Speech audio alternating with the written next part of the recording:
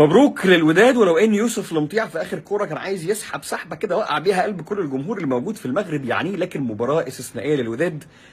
دقيقه 82 83 عادل رمزي على الخط بيرمي التماس بسرعه للعيبه علشان تلعب، علشان عارفين ان 2-1 مش كفايه. الحمقى اللي اللعيبه فيها، جبران اللي بيهوش وبيفتح لاوناجمو بيقول له قرب لي عشان مستعجلين على ال3-1. لعيبه الوداد لعبت لحد الثانيه الاخيره من المباراه. 2-1 نتيجه كويسه طبعا لانه صن داونز ما بيتغلبش تقريبا، لكن في النهايه كان ممكن تبقى 3-1 وكان ممكن يبقى فوز اكبر. لكن مبروك اولا واخيرا، صن داونز ما بيتغلبش. نبدا كلام بقى. يعني صن داونز على فكره من رولان مكوينه من ساعه ما مسك الفريق محمودي من السنه اللي فاتت، اول مباراه يخسرها بره الكؤوس بتاعه جنوب افريقيا، بمعنى الراجل بيلعب في دوري الابطال. السنه اللي فاتت طلع من غير ما يخسر ولا مباراه بسبب الوداد. صح. في الدوري ما خسرش ولا مباراه. الدوري السنه دي 8 مباريات 8 فوز. الثلاث مباريات اللي خسرهم قبل كده كان منهم مرتين بركلات الترجيح في بقى ايه 3 كؤوس بيتلعبوا في جنوب افريقيا، MTN 8 كاب، الكارلينج نوك اوت كاب، والنيت بانك كاب. خسر في مرتين بركلات ترجيح ومره 2-1، ودي اول مره يخسر بره بطولات الكاس بتاعه جنوب افريقيا في مباريات بطوله الافريكان فوتبول ليج امام الوداد، اللي هي العقده دايما اللي مستمره مع صن داونز عند مواجهه نادي الوداد. السنه اللي فاتت شفنا مباراه الذهاب كان في مركب محمد الخامس، تعادل الماتشين رغم الحالتين الطرد. الكل قال ان الوداد اقرب الى الخروج، ولكن بعد مباراه عظيمه صح. في بريتوريا والتعادل 2-2 عشان يمر الوداد الى المباراه النهائيه. وده الكلام ان الوداد ده عمل في النهايه اللي فشل فيه كل ده، رقم واحد. والحاجه الثانيه انه معجزه السنه اللي فاتت اللي حصلت بعد حاله الطرد وبعد القصه اللي حكاها دكتور عادل تقول انه مباراه العوده تبدو صعبه، يحيى جبران مش موجود معاك، لكنك في النهايه بالالتزام والقوه والرغبه اللي عند عادل رمزي وعند اللعيبه تقدر تعمل اي حاجه. حمدو هوني كورته كانت تخلص الدنيا كلها، لكن معلش سوء حظ. يحيى جبران مش هيلعب الماتش الجاي، الوداد يتصرف ازاي؟ شوف، يحيى جبران بالتحديد الناس كلها لما بتذهب الى واحد من مصادر القوه بتاعت نادي الوداد بتذهب الى ايوب العملود، بتذهب الى يحيى عطيه الله، ومحدش يقدر يختلف على الاثنين دول بالتحديد. حتى لقطه الهدف بتاعت منتصر الحتيمي لما عمل المرور الرائع من عبد المنعم بطويل، بص هو بيعمل العرضيه مين الاثنين موجودين على خط السته الظاهرين، صحيح صحيح حرج الظاهره لا مظهر الايسر. ولكن انا من وجهه نظري حجر الزاويه الاهم في نادي الوداد، بص على تشكيله نادي الوداد مع عادل رمزي من اول الموسم، اللاعب الذي لا يتغير ابدا هو صحيح يحيى جبران. لعب كل الماتشات تقريبا ما عدا مباراه انيمبا بعد الاطمئنان للثلاثه ريح خرجه من ارضيه الملعب، لانه هو بيعمل ادوار مركبه في وسط الملعب. لاعب وسط ملعب مدافع قوي، عنده رؤيه عظيمه، بيقدر يحول الملعب بشكل رائع. كمان حته نزوله لما بيلعب ما بين امين ابو الفتح وجمال حركاس عشان يدي افضليه للجناحين ان هم يزودوا، كان جناحين مش ظاهرين اللي هو ايوب العملود ويحيى عطيه الله. انا اعتقد ان غيابه هيأثر على الوداد، ولكن صحيح الخيارات مش كتيره هنا، لان انت كان في رضا جعدي، جلال الدودي رحلوا عن الفريق.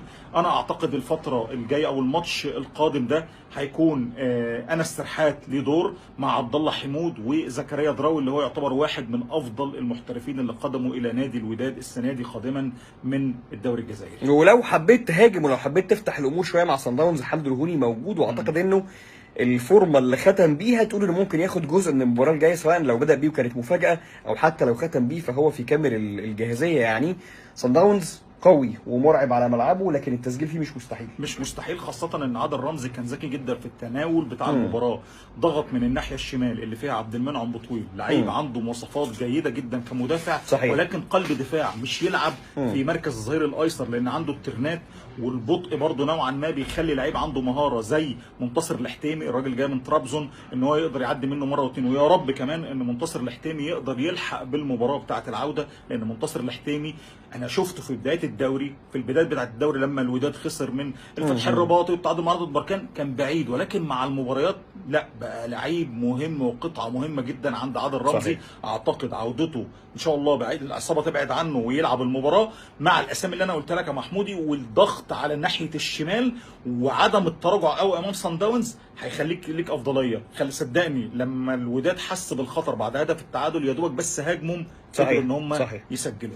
ثبات الوداد بعد الجون الاول قدام الترجي، ده المشهد الاول. ثبات الوداد بعد التعادل قدام صن داونز، وبعد ما صن داونز ضغط عليك كتير في اول الشوط الثاني، لكنك بعد الهدف وقفت ورحت وسجلت وضيعت فرص وكانت اخر الفرص كمان موجوده عندك، وكان عندك الثقه غير مهزوزه.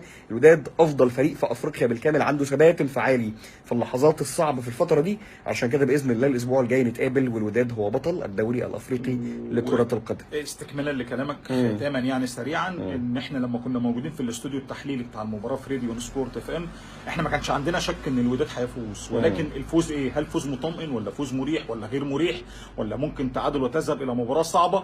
كان عندنا ثقه في الوداد صحيح، ولكن اعتقد ان شاء الله، لان برضو واحد من اهم الحاجات في المنظومه دلوقتي اللي موجوده هو عادل رمزي اللي بيبعث طمانينه وطمانينه كبيره جدا لجمهور الوداد ونادي الوداد المغربي.